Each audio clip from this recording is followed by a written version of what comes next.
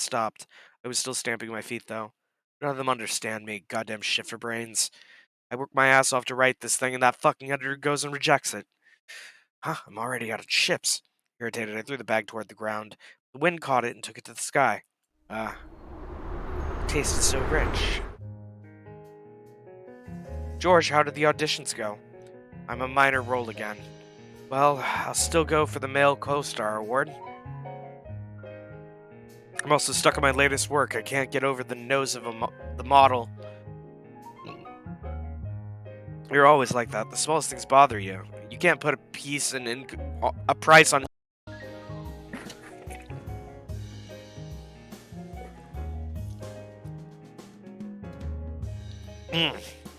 One was trying to be a painter. Another was doing music. And there was this aspiring actor as well. We were all in different fields, basically. And you, Arisugawa? How did it go? My art transcends the common masses. I quite like your poems, Osamu. Not sure about the novels, though. You're too green to understand them. And how's your luck with girls? I got tons of them. There's gonna be another party in town. There's gonna be another party today. I can't wait. Okay. Huh, man, there's so few people here today. George finally got a good role and is busy practicing day and night. Karen has her part-time job. She also began training to go full-time, so she might stop coming here together. Man. We were entering our late 20s after all. What the hell? She was so passionate, though. Why would she get away from art that easily? What about you? Me, I'm counting on you, Arisugawa. Hey, no problem. Right then, gotta get that draft done. Oh, hell no. There's no way I'm working full-time there. Anyway, I've got my job as well, so... What? Didn't I tell you? I start an electrical company next week. Oh, what happened to playing the guitar? I'll keep it as a hobby. You shitting me? Weren't you the one who kept making fun of the music you'd hear in bars full of old dudes? My youth is over, man. You might want to start looking reality in the eye, too. Osama, how long are you going to keep this up? You know you might end up like your uncle, right? I'd heard words like that many times over and over, but for some reason it stung particularly hard this time. I'm going to check something real quick.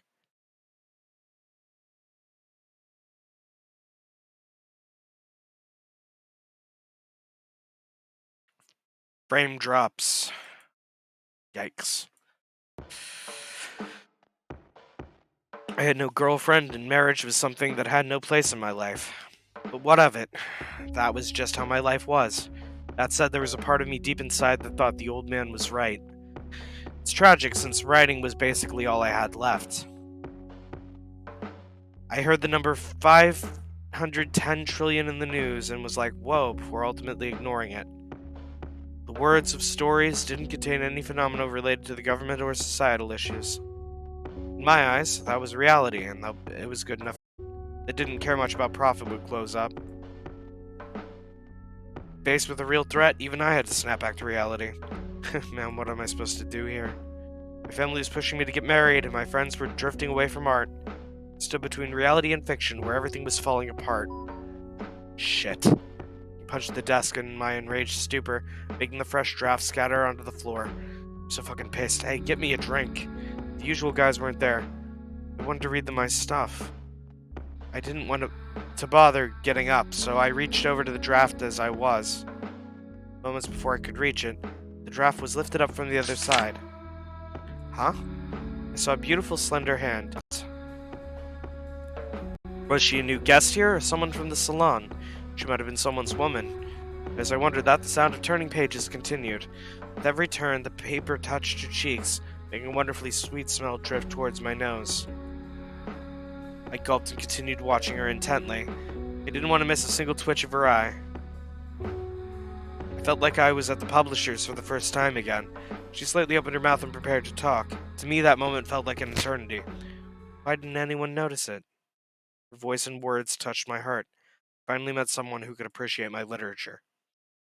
As my chest filled with excitement, she gave me back the papers. You're not cut out for this. What? She put the draft on the desk, smoked her cigarette, and walked away with a smile. What the hell? What the hell's up with that bitch? Ugh. Yo, there was only that woman at the counter. Where were the others at work? As I considered leaving, my eyes met hers. How's the writing going? None of your business. Going to ignore my advice? You really like taking the long road, huh? I didn't hide my displeasure. In fact, I scowled to make it so obvious to her as possible. I hated women that didn't know their place and acted all conceited and masculine. Why the hell was a woman of all people making fun of me? Are you new here? What's your name? I'm Mamiya, Osamu. Wait, how do you know me? It was on the draft. That's a pen name. Pretty cool, right? Oh, it really doesn't sound like one. I wasn't myself right now, and I really didn't want this woman to be in control of the conversation. Got anything to show? What? I'm asking if there's anything you can write. Oh, are you curious? No, I'm just saying I've no intention to listen to someone who can't even create anything. The words of someone who doesn't know the hurdles of creation hold absolutely no weight to me. That's one thing we agree on, then. She giggled and handed me a bunch of papers. Here. She urged me to look at her work with a cigarette in her mouth. Artists from all walks of life frequented this salon. Painters, actors, the list could go on. In fact, she gave me some text. And she was in the same profession as me, which immediately triggered my dislike of fellow writers. I inspected the work with a strict eye, ready to be as harsh as I could. This is absolute trash. That bad, huh? So bad I can't even express it. Well, I'm glad I won't have to listen to you criticizing me for hours. There was proper structure, but it was a complete mess. I couldn't understand the character's intentions or what the writer was even thinking. More than anger, I just felt pity. Well, as you can see, I can only produce trash, but at least I have an eye for beauty. So you're saying I'm unfit to be a writer? No, don't get me wrong. I'm not saying that. If anything, you're actually a bit too poetic. What? Your writing loves fantasy too much. You're a hopeless romantic. Hey. I saw green and black under her eyelashes, making me realize that her eyes were each a different color. You should be a children's author. Huh? A children's author? A children's author, huh? That's a good one. Listen, I'm trying to break boundaries here. And you're telling me to what? Write lullabies for children? That's for weak men and sleepwalkers. Exactly. So you're saying I'm one of them? Osama, let's be serious here. This isn't an issue of style. It's more about the makings of the soul that serves as its root. It's not about what's around you, but what's originally inside you. What do you mean? I asked for an explanation, but she provided none. The makings of the soul? What's originally inside me? The hell's that even supposed to mean? Was she saying that my writings didn't suit me? As I kept pondering that, I took notice of the background music playing in the salon. This place plays the Beatles? The owner was into American rock and played mostly that, so this was a rarity. I'd listened to the Beatles a lot in middle school. My uncle liked them a lot. He was a dirty old fart, yet drank black tea like a gentleman. One more thing, Osamu, and this is very important. There's no need to change the message. What's important is who that message will reach and how it will reach them. The shape of Mamiya's eyelids and the meaning of her words left me perplexed. Hey, brats. Why are you all about games? Don't you read books? No, not really. I read manuals, though. What about you? Do you like books? Yeah, I do. There's tons of fun stuff written in them. Want to see? I came closer, I gave them the book I had. It was a comedic children's book that happened to be in the hobby shop. I read it with obvious interest, occasionally laughing out loud and generally having fun. Man, this was good. I'd love it if someone read my books like this. No. I shook my head, realizing the words that woman had told me were still on my mind. Nonetheless, I was unable to clear my head, causing a certain irritation to well up in my heart. Shit. I didn't know what to say. I felt like the publisher had just told me again that my work was boring. I don't usually care about what people think. I didn't care what people said about me. I was well armed. However, presenting a piece of work felt like taking your very own child, a naked baby, and showing it off to someone. Having criticized it was akin to seeing it bleed, and it filled me with an immense amount of pain. So I had to achieve greatness in order for people to appreciate my work instead of hurting it. I just want my words to reach them. I lit another cigarette out of sheer irritation. I began smoking them when I snatched some from my uncle. My uncle had died while he was still young. He was he was kind to me, and we had similar tastes. My parents were both the outgoing type who only listened to pop music you'd hear on TV. My uncle, however, showed me lots of foreign music. Ever since I was in elementary school, he would introduce me to things like manga and novels, children's books. I was pretty sure I still had some books given to me by my uncle. Dug through the books and poetry compilations given to me by my friends to find them. There. It was a tan-aged, tank bond-sized book.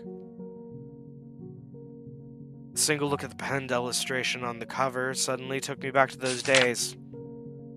I hadn't been this excited in ages. It was a real page-turner for me. I couldn't stop. Before I knew it, I spent the entire evening reading. Do you know Sputnik 2? Oh, the Russian satellite? Yeah, Apollo 11 may be the most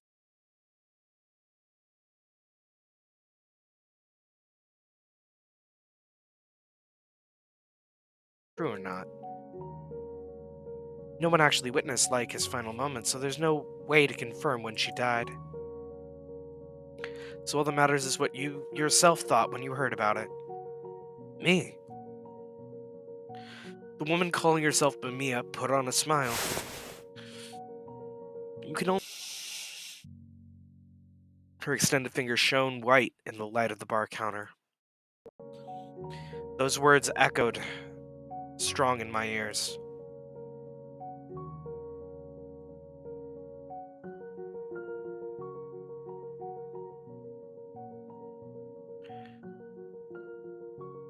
Okay, sorry about that, folks. I just realized that my stream went down for a second.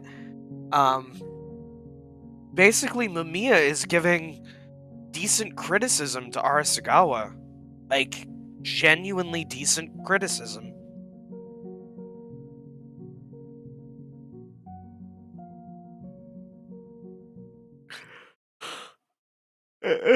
So to silence the tinnitus, I downed the whiskey. The hell, it was no good. The next day, I left the publishers with a bitter face, carrying my draft. It was a draft for a children's novel I wrote, just as Mamiya had told me. This is no good, or Arasugawa. Moon King, really? This is meant to be a story for children? My story was about two boys who, accompanied by Leica, were on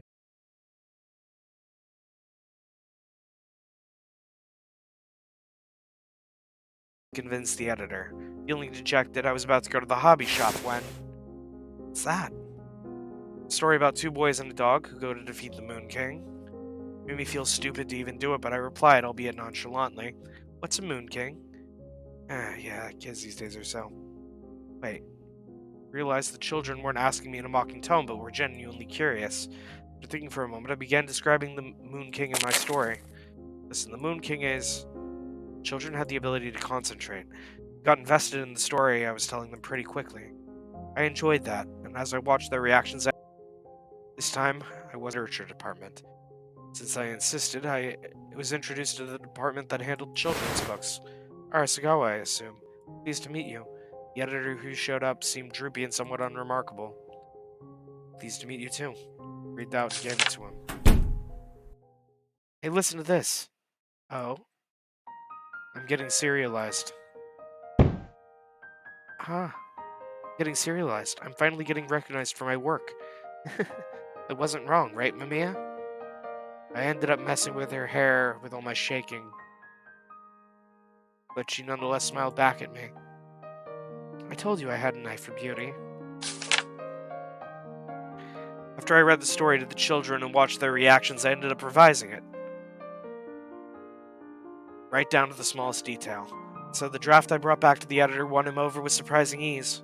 Yes, this is good. The setting makes sense and doesn't contradict itself. Most importantly, it was exciting. For children's books, the writer has to be able to excite adults. You'll never move the hearts of children otherwise. You sure enjoyed writing this, didn't you? I did. The draft I'd given him was the same as the one I'd given the editor at the other department. Story premise and progression were almost exactly the same. I merely simplified it to make it easier for children to understand and made it a touch more fantastical. It was fun. I felt like I went on an adventure myself. Couldn't stop writing. I knew the ending.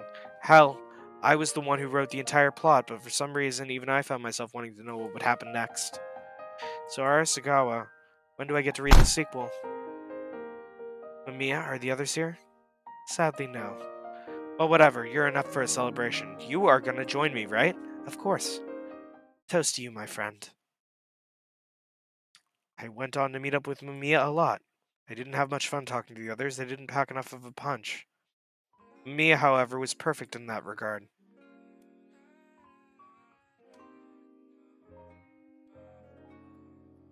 We had lots in common. We also touched on recent music as well as suicidal people. The way she spoke of these things impressed me in a way other people couldn't. Mamiya was completely unlike any woman or human that I'd ever known. I couldn't really pinpoint what made her so special, which was frankly pretty embarrassing to me as an artist. I wanted to know her better, I wanted to expose her. However, she'd always avoid me, as though it were a waste of effort on her part. A movie? Yeah, it'll only be shown for a week at a small cinema, though. Are you asking me out on a date? You're free to interpret it as you see fit. Well then, try being more smooth for starters.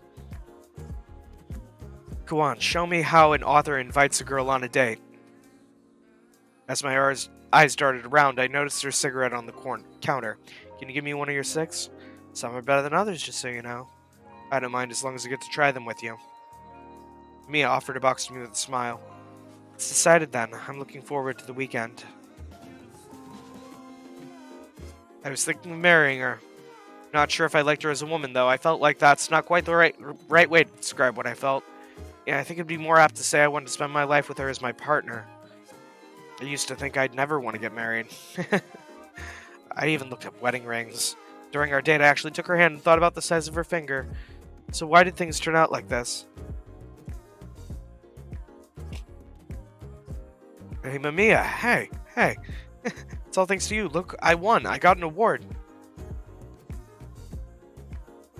Everything was going uphill at a shockingly fast pace. My award-winning story would be published, with talks of additional works underway while the previous one was still being sold. I even received letters from children giving their thoughts. I actually understood it. What I wanted to convey managed to reach them. There's no need to change the message.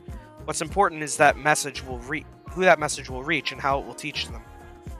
Mamiya wasn't wrong about that. I nodded to myself many times as I kept writing the letters over and over. There's going to be an award ceremony. There will be lots of good food. Come with me, will ya? Me? Are you sure? Of course, without you, I wouldn't be who I am today. Sure, I'll think about it. Just do it, jeez. I'm not good with crowded places. Congratulations, Arisugawa. I'm amazed you won. Oh, thank you. It's a shame you weren't in my field, but I'm really happy for you. Guess those consomme chips did the trick, eh? Suppose so. His words just came in one ear and out the other, focused solely on looking around the place. No matter how hard I looked, Mamiya was nowhere in sight. I walked through the nighttime streets with heavy, sluggish steps. I refused to go to the after party, it just wasn't in the mood. I came across Mamiya, standing under a streetlight. Mamiya! Hey there, Osamu, did you enjoy the party? She was in a beautiful dress, and even in this poor lighting, she shone like a diamond. Why didn't you come? Oh, I did actually show up, but I got sick of the crowd and left. Sorry. Then you just waited for me? Woman, can't let you catch a cold. See, now I just look like I usually do. Exasperated, she laughed, and I chuckled with her. Want to go for drinks? At the usual place, I mean. Liking the idea, especially since I didn't actually drink anything at the party. Here's your chance then, and don't worry, I'll foot the bill this time. Extended my hand to her, but she looked confused. I'll lead you. Oh? Your hand. Very well, my king. But man, Tokyo is a real hotspot of rural people. Spouse is next door from Shiga, while the dame in front is from Omori. And I wonder how many actual Tokyo people you have here. Say, Mamiya, where are you from? Came from the Trichilocosm. Trichilocosm? As in the universe? So you're from space? So where are you really from? Don't you find that women are more charming when they're wrapped in mystery? I mean, sure, but the ashes in the cigarette tray had turned cold. You're like smoke. No clear shape. I can't grab a hold of you. Hold on. I see you right here with your curves, but you just won't come to me. Osamu, I just want to know you. Words began pouring out of my mouth on their own. I didn't mean to act this weak. Thank you. Mamiya? Good luck with your writing. I'll be cheering for you. Mia stood up and started to hurry out of the salon. I was overcome by a powerful sense of uneasiness, feeling that unless I grabbed a firm hold of the smoke here and now, it would be gone forever. Mamiya, wait! I grabbed her arm. It was so slender. It was like holding nothing at all, like it could slip through my fingers at any moment. Where are you going? Back. Back where? Where I came from. In the Trichilocosm? Yes. I want to go there too. I want to go where you're going. Can't. I felt like she had just rejected my marriage proposal. You can't come to the Trichilocosm. Why? Live and weave your story. Unlike me, who can only write crude works, you have many children waiting for your stories. Being a children's author is a wonderful thing. Children are strongly influenced, and they create the world for the next generation. You're shaping the world with your work. Isn't that what you wanted? Don't stop, please. But Mamiya, keep writing, Osamu. Do it for my sake. On that fateful day in December, she stopped showing up completely. I tried to find her, to come through the whole of Tokyo. I followed the scent of the tobacco she liked, the taste of alcohol she drank, and the art she had a fondness for. But you all know how that went. I couldn't find Mamiya, and now we're here licking each other's wounds. I talk big, but I really didn't tell the story as well as I said I would. Writing's more my forte, though I can't actually write anything about her. Pretty ironic, huh? I'm this desperate to tell the world about Mamiya. Hell, she even told me to keep weaving my stories, but without her, I find no joy in any letter I type.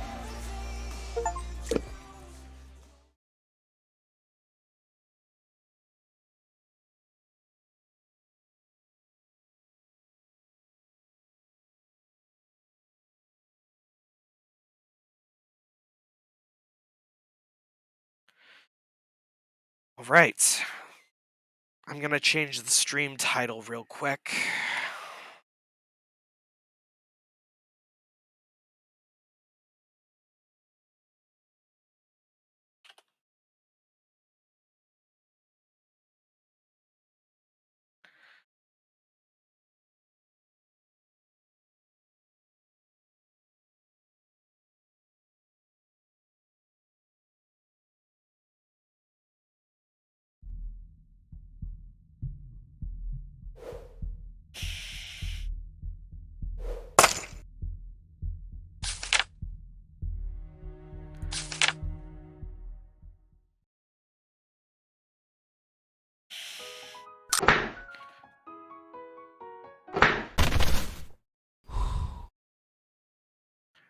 So it's spelled N-I-I. Gaki. I. Just one letter off. Okay.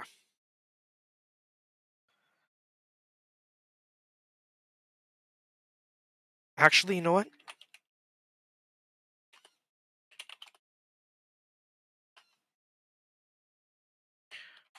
I think I have enough energy to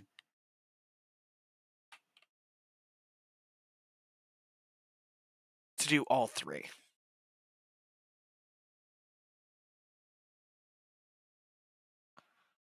There we go.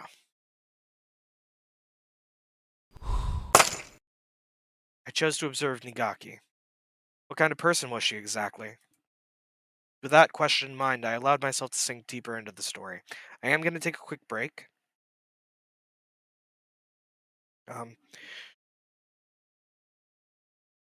I need to eat something. I'll be right back.